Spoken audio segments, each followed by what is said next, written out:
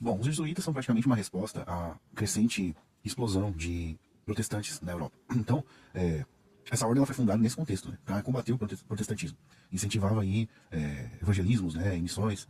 Então, nessa tentativa de resposta dentro da ordem jesuítica, nós temos Luís de Molina, que seria então o pai do molinismo, né, que é uma forma de enxergar a soteriologia, a metafísica da Igreja Católica. Na verdade, algo novo, um pouco distinto do tomismo, né, visto que o tomismo, mesmo dentro de seus próprios pressupostos, estava sendo refutado pelos reformados que eram aí aristotélicos, né, e os outros muito mais, né.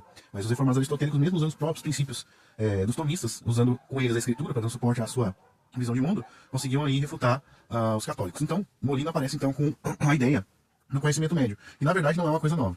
Então muita gente vai dizer assim, não, mas então a ideia de conhecimento médio, ou seja, de mundos possíveis, que Deus sabe todas as possibilidades do que vai acontecer, ela nasce com Molina. Na verdade, a ideia de possibilidade, ela nasce já desde Aristóteles, já se vê de uma maneira mais formal assim. Então Aristóteles, por exemplo, ele vai afirmar assim, haverá guerra amanhã? Pergunta. Então ele quer saber se a proposição que haverá guerra é verdadeira. Vamos supor, existe uma guerra entre Atenas e Esparta, tá? Essa guerra está planejada para amanhã, os dois exércitos estão posicionados. Então a proposição é verdadeira? Haverá guerra amanhã?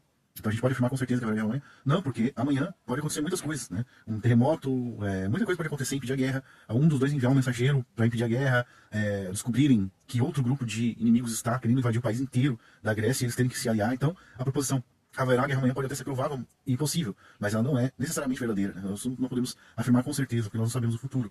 Então, Deus conhecendo todos os mundos possíveis futuros, ou seja, as coisas que podem acontecer na hora da contingência, devido às possibilidades, ele conhece em si mesmo, né? Ele então escolhe o melhor mundo possível, né? De acordo com o seu plano. Essa é a ideia do Molina, né? Então, de maneira como o homem é livre, ele toma essa decisão livre, né? Deus olhou para o futuro e viu o mundo possível onde, ou talvez a maioria de pessoas, ou aquelas pessoas que são mais nobres, enfim, elas seriam salvas e escolheu esse mundo possível. Essa ideia, obviamente, eu só fiz um comentário do que seria mundo possível, mas não que isso transmita exatamente a ideia de soteriologia de Molina, mas só para você entender. Então ele escolhe o melhor dos mundos possíveis, ou aquele mundo possível que ele estabeleceu como sendo melhor, e faz permanecer, então, esses atos dessas criaturas, né? De maneira que as possibilidades ainda existem, mas as criaturas fazem essa possibilidade. Mas ele então escolhe dentro de si mesmo, aquele projeto que aquelas decisões seriam a melhor no contexto geral, né? Enfim. Aí nós temos também a questão da soteriologia de Molina.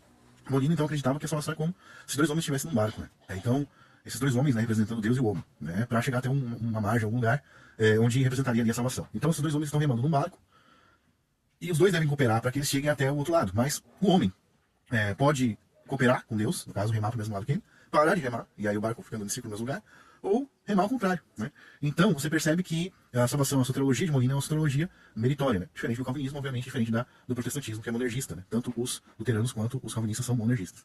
E até alguns agostinianos. Mas, enfim. Então, Molina ele vai trazer essa nova perspectiva para o debate escolástico, o debate dentro das escolas, né, teológicas católicas, e isso também vai vir sendo debatido depois dentro do protestantismo.